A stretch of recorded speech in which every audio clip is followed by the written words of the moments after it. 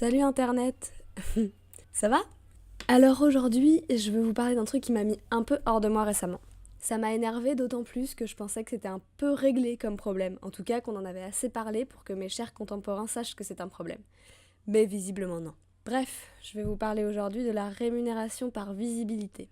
Je m'explique. Il y a quelque temps, une amie m'envoie le lien d'un compte Insta qui disait rechercher des illustrateurs et illustratrices pour un projet qui avait l'air plutôt sympa. J'envoie un petit message pour avoir plus de détails et là, je reçois un gentil message avec toutes les précisions du projet.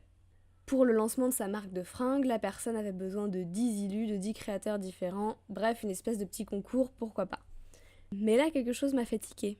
Pas question de rémunération d'aucune sorte, mais le projet t'offrirait une visibilité de malade.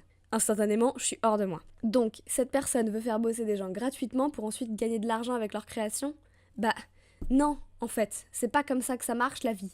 On paye pas nos loyers ou nos pâtes au beurre avec une visibilité de malade. D'autant que ce charmant petit paragraphe qui t'explique que tu vas bosser pour rien se conclut par on a tous à y gagner. Oui, alors toi tu vas y gagner des thunes, puis nous, 3 clics sur notre profil Insta. T'as raison, ça semble juste.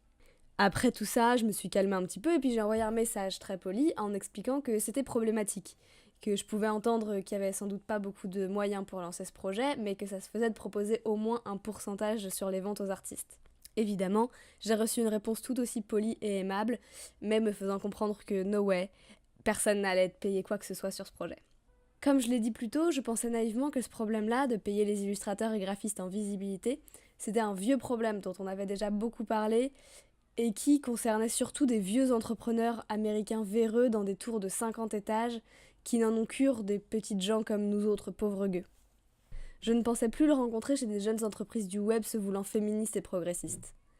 Et le pire dans tout ça, c'est que je sais bien que ce projet va se faire, qu'il ou elle trouvera sans souci des illustrateurs pour bosser gratos.